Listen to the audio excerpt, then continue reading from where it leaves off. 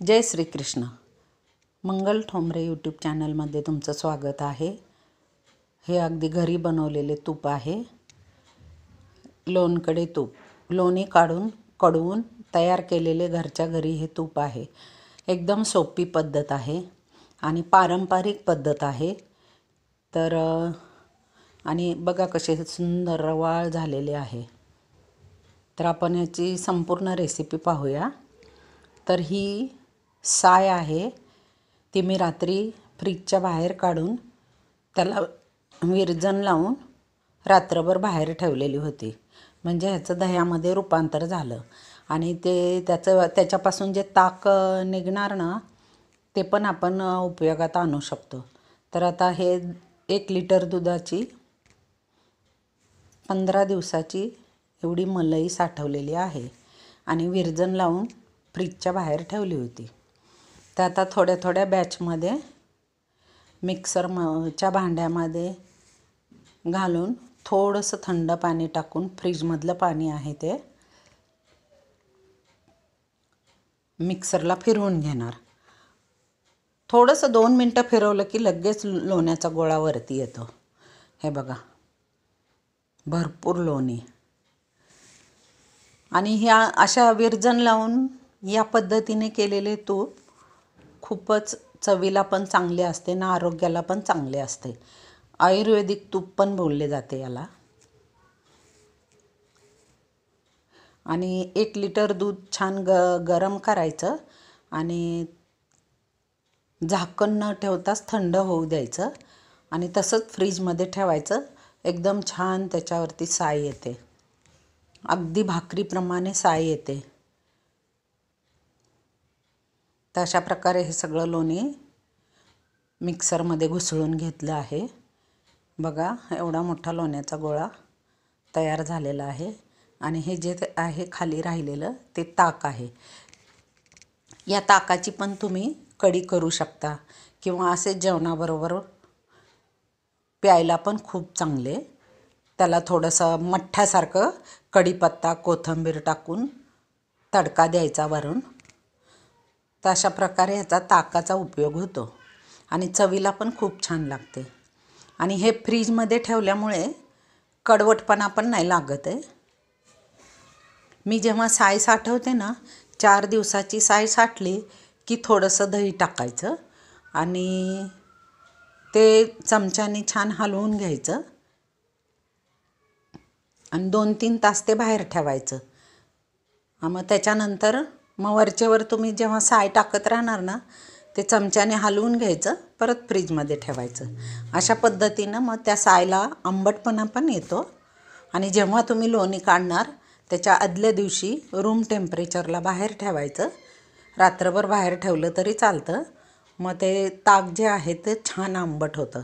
तर आता हे मी थोडं थोडं थंड पाणी टाकून लोणी स्वच्छ धुवून घेतलेलं आहे। त्याचा पूर्ण म्हणजे आंबटपणा निघून जातो आणि तूपही ना खायला खूपच चवदार लागते, खमंग लागते। आणि जेव्हा कडवतो तेव्हा घरभर त्याचा सुगंध पसरतो। तर ही जुनी पद्धत आहे, फक्त इथं मिक्सरचा वापर केला आहे। हेच आपण रवीने पण करू शकतो। हे ताक आहे ते अगदी आरोग्याला पण उत्तम। तर हे लोणी आता छान धुवून झालेले। तर बघा, एवढे लोणी निघाले। तर 15 दिवसाचे जे लोणी आहे त्यापासून अर्धा किलो कमीत कमी तूप मिळते 1 लिटर दुधाचे। तर अशा प्रकारे हे आता कडवायला ठेवलेले आहे लोणी। हे अशा पद्धतीने आपण जेव्हा तूप करतो ना, ते आरोग्याला पण खूप चांगले असते आणि खायला पण चवदार लागते, एकदम रवाळ होते। तर आता कडवायला ठेवले। आता याच्यात एक तुम्हाला महत्त्वाची टिप सांगते की जी बेरी असते, बेरीतलं पण सगळं तूप निघलं जातं। तर जेव्हा हे पूर्ण लोणी पगळतं ना, त्याच्यामध्ये थोडासा अर्धा चमचा मीठ टाकायचं। त्यामुळे पूर्ण लोणी तूप त्या बेरीमधून निघतं आणि एकदम थोडीशीच बेरी राहते शिल्लक। त्या बेरीचं सगळं तुपामध्ये रूपांतर होतं.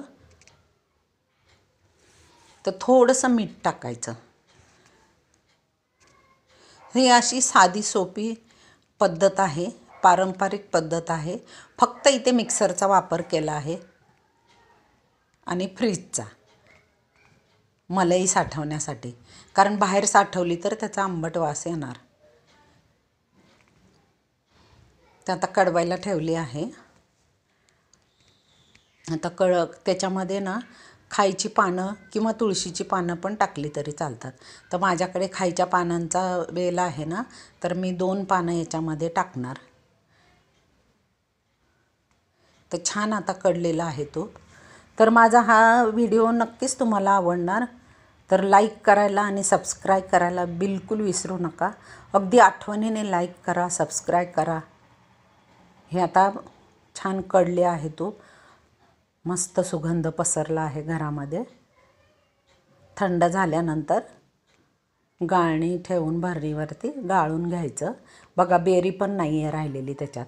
ते मीठ टाकल्यामुळे बेरीतलं पण सगळं तूप निघून जातं आणि अगदी थोडीशी बेरी शिल्लक राहते. तर अशी सोपी आणि पारंपरिक पद्धत आहे. या पद्धतीने तुम्ही नक्कीच बनवा, तुम्हाला आवडणार. तर हा व्हिडिओ आवडला तर लाईक करा, शेअर करा, सबस्क्राईब करा. न विसरता सबस्क्राईब करा आणि असेच नवीन व्हिडिओ पाहत राहा. हे बघा किती रवाळ आणि छान सुंदर तूप झालेली आहे आणि चवीला तर अप्रतिम लागते. तुम्ही या पद्धतीने करून बघा, मला कमेंट्स करा.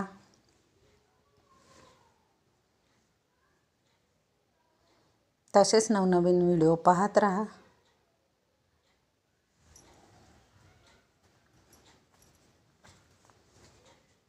धन्यवाद.